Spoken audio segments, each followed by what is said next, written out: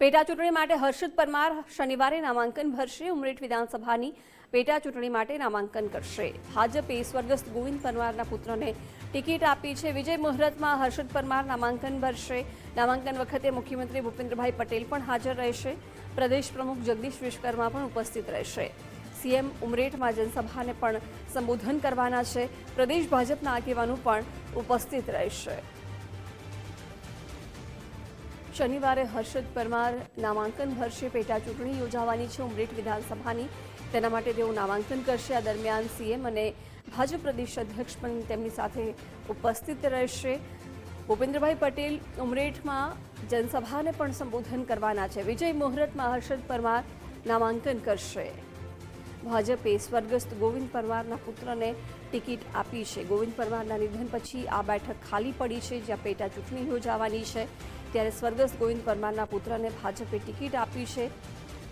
પેટા ચૂંટણી માટે હર્ષદ પરમાર શનિવારે નામાંકન કરશે। ઉમરેઠ વિધાનસભાની પેટા ચૂંટણી માટે નામાંકન કરવામાં આવશે। વિજય મુહૂર્તમાં ઉમેદવારી પત્ર ભરશે। ભાજપે વિગતો સાથે સંવાદદાતા નિકુંજ જોડાઈ ગયા છે। નિકુંજ, હર્ષદ પરમાર વિજય મુહૂર્તમાં શનિવારે નામાંકન કરશે પેટા ચૂંટણી માટે। ઉમરેઠ વિધાનસભાની પેટા ચૂંટણી છે અને ભાજપે ગોવિંદ પરમારના દીકરા હર્ષદ પરમારને ઉમેદવાર બનાવ્યા છે।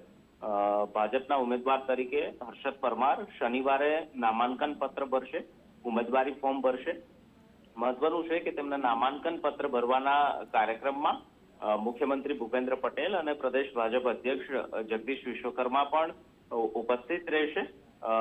અને ઉમેદવારી ફોર્મ ભરવાની સાથે જ ઉમરેઠ વિધાનસભા વિસ્તારની અંદર પ્રચાર પ્રસારની પણ શરૂઆત થશે। જાણકારી મળી રહી છે કે ઉમેદવારી ફોર્મ ભરાયા બાદ એક જંગી જનસભાને મુખ્યમંત્રી ભૂપેન્દ્ર પટેલ સંબોધિત કરશે। પ્રદેશ અધ્યક્ષ પણ આ જનસભાની અંદર ઉપસ્થિત રહેશે। પ્રદેશ ભાજપના સિનિયર આગેવાનો પણ આ સભાની અંદર અને ફોર્મ ભરતી વખતે તેમની સાથે ઉપસ્થિત રહેશે।